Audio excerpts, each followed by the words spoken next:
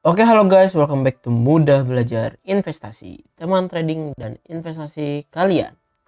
Seperti biasa, hari ini kita akan menganalisa beberapa saham yang bisa kita jadikan incaran untuk beberapa hari ke depan. So, teman-teman simak video ini sampai selesai dan mohon bantuannya untuk terus support channel ini dengan cara subscribe, like video ini, dan nyalakan lonceng notifikasinya agar tidak ketinggalan video-video update setiap harinya. So, sekarang kita langsung aja masuk ke chartnya. Let's go. Oke teman-teman, seperti yang kita lihat hari ini IHSG berhasil menguat 0,44%. Ya, candlenya sebetulnya sama kayak candle kemarin ya, hammer, dia jebol di bawah EMA 200 tapi ada yang reject, cuman bedanya close-nya hijau aja hari ini. Kalau kemarin kan merah masih seperti itu.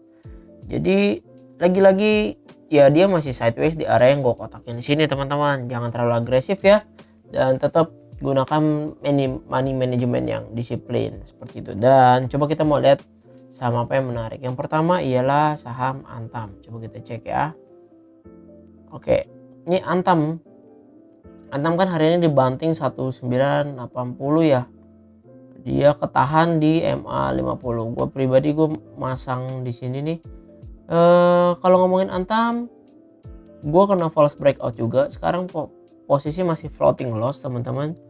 Tapi ya stop loss gue udah siap 13% ke bawah nih. Jadi kalau jebol 1800 SL gue di 1860 lah ya. Jadi ini udah ada hitungannya, udah ada plannya gitu teman-teman. Untuk Antam dia sementara masih ketahan di MA 50, ada rejection. Ya gue nggak tahu dia akan seperti apa. Ya mungkin kalau misalkan dia turun sampai ke area yang gue kotakin di sini nih. Ya ini ada area support lamanya dia di 1900. Mungkin kalau ada pantulan ya Antam berpotensi, tapi kalau jebol 1900 ke bawah menurut gua ya cut loss dulu teman-teman. Kalau untuk Antam, kalau dari stokastik kelihatan dia akan ada turun dulu tuh, dead cross di area jenuh beli. Kalau MACD sih masih golden cross, masih terus menguat di area plus, histogram tapi kelihatan melemah dan kelihatan pengen dead cross. Jadi ya kita lihat aja, coba kita lihat broksumnya Antam. Oke, nih Antam ya teman-teman. Di distribusi ini YJ, AG, BK lumayan juga nih, tapi yang akumulasi YU juga gede. Coba kita lihat foreign ya. Nah, tuh foreign hari ini distribusi 27 miliar teman-teman. Jadi untuk Antam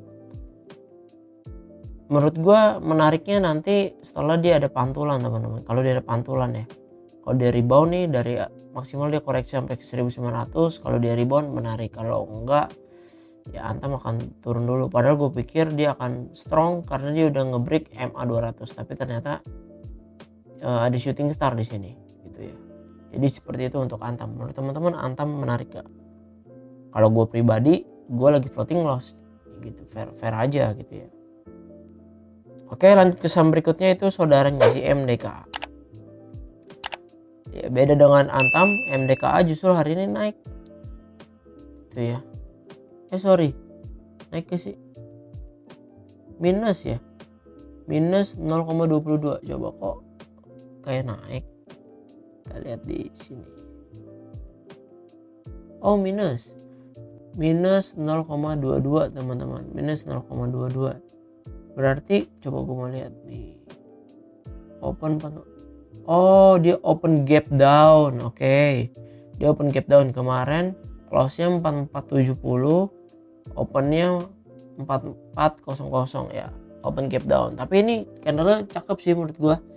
Ya gap downnya dia ini kayak pullback gitu loh. Kan dia habis ngebreak nih polanya ya, teman-teman lihat tuh, ngebreak, volumenya cukup bagus ya. Terus pullback dong, pullback low volume tuh, lihat makin turun. Hari ini dia gap down di area support dan rejection. Nah ini menurut gue cakep nih untuk MTK. Targetnya dia terdekat ke 4820. Kalau target ininya dia, patternnya dia ke 5230. Kalau kita ngelihat MACD nya masih cukup bagus, masih terus naik di area plus juga, walaupun histogramnya kelihatan melemah dikit. Kalau stokastik mengatakan bahwa ini area jenuh beli gitu ya teman-teman, harusnya turun dulu. Nah dibuktikan dengan dia gap down, tapi posisi candle ini masih cukup bagus semua di atas. Pattern di atas supportnya ada rejection di atas MA 200, MA 100 dan MA 50. Coba kita lihat nih si MDKA ya. MDKA hari ini diakumulasi sama ZP sama BK tuh. Coba kita lihat foreign MDKA. Diakumulasi 40 miliar teman-teman. Nah, average mereka 4.400 teman-teman. MDKA berarti dia waktu gap down 4.400 langsung pada beli. Makanya that's why itu ada rejection ya. Mereka pada beli loh di 4.400. Ya mungkin dia ya aliran buy on weakness gitu ya bagi mereka. Bagus sih rejection seperti ini ya. Teman-teman harusnya juga dapat entry ya, karena dia pullback ini cakep nih. Stop lossnya kalau jebol dari sini nih, candle yang di sini low-nya berapa, 4100 ya. Kalau jebol dari situ 4080 lah ya. Nah, risk and rewardnya 1:1,55. Teman-teman, MDKA menarik ya, diakumulasi asing hari ini, dan patternnya juga menurut gue cukup menarik teman-teman untuk MDKA. Oke, silahkan komentar menurut teman-teman ya. Lanjut ke saham berikutnya itu BBRI. Nah, karena ada informasi gitu ya teman-teman tentang naiknya BI rate gitu ya, menurut gue ke depannya ya perbankan akan lumayan bagus ya, apalagi terkait window dressing. Biasanya ya perbankan ya di dressing lah ya, pengertian window dressing kan mempercantik gitu ya di dressing lah ya, seperti perbankan yang pasti harusnya diutamakan gitu, karena reksadana juga masuk mayoritas ke perbankan yang safety seperti ini. Ya BBCA, BBRI, BMRI, BBNI itu menurut gue ya emang saham-saham perbankan yang cukup bagus, cukup kuat ya, emang 4 saham besar ya. Cuman hari ini coba kita bahasnya BBRI dulu. Kalau dari BBRI, kalau dia ngebreak di area yang di sini 4.700, dia berpotensi nutup gap ya, berpotensi nutup gap di 4880. Ini gue udah pernah gambarin. Nah, stokastiknya menarik, golden cross, MACD-nya mau golden cross di area plus, histogram udah kelihatan mau plus. Jadi kalau gue pribadi ngomongin BBCA, BBRI, gue long term gitu ya. Kalau saham ini long term, soalnya ini udah kayak kuat banget gitu teman-teman. Simpan buat nanti lah, buat jangka panjang banget lah seperti itu. Jadi kalau untuk BBRI sebetulnya ya berpotensinya bisa nutup gap ke 4880 kalau dia break 4700. Sekarang candlenya menurut gue cukup menarik karena dia udah golden cross nih, MA50 nya ke MA100 dan MA200, dan candlenya sudah berada dan berhasil di reject, ada rejection di MA50. Ini untuk BBRI cukup bagus. Coba kita lihat broksumnya aja BBRI hari ini. Big Akum tuh yang beli bukan sembarangan nih. ZP, BK, AK belinya gede bener, 170 miliar, 121 miliar, 77 miliar. Udah jelas ya. BBRI pas 404 miliar teman-teman. Oke, cukup bagus lah menurut gua akumulasinya. Ya, tinggal dia tunggu break aja nih, 4700 di break, cakep sih menurut gua. Menurut teman-teman gimana untuk BBRI? Lanjut ke saham berikutnya, itu S Hardware. S Hardware lagi-lagi gue mau bilang ini downtrend. Saham ini masih downtrend parah. Yang gue coba hapus, gue udah lama banget nggak analisa S Hardware, tapi ini udah kelihatan lah downtrend parah tuh. Ini trend channelnya gue gambar ya. Tuh. Ini dia konsisten membuat lower low terus. Nah ini kalau gue pribadi belum tertarik buat ngelirik si S Hardware gitu teman-teman. Walaupun kelihatan kayak ada lonjakan gitu, apakah tandanya reversal belum? Stokastik masih belum. MACD juga udah kelihatan nih waktu di sini kelihatan menarik, tapi dia lagi-lagi ketahan MA50-nya. Jadi untuk S Hardware sendiri gua belum teman-teman. Coba kita lihat ya, hari ini akumulasi S Hardware small akum BK beli 4,5 miliar. Coba kita lihat nih S Hardware. Akumulasi 8,9 miliar atau 9 miliar foreign, 9 miliar. Nah, ngomong-ngomong khusus si S Hardware, gue mau ngomong tentang fundamental ya teman-teman. Ya, tentang fundamentalnya. Ini kan saham downtrend, padahal ini perusahaan yang cukup bagus loh. Dulu ini banyak masuk ke porsi orang yang buat simpenan jangka panjang. Coba kita simak ya. nih S-Hardware nih. Kita cek. Nih tutup dulu.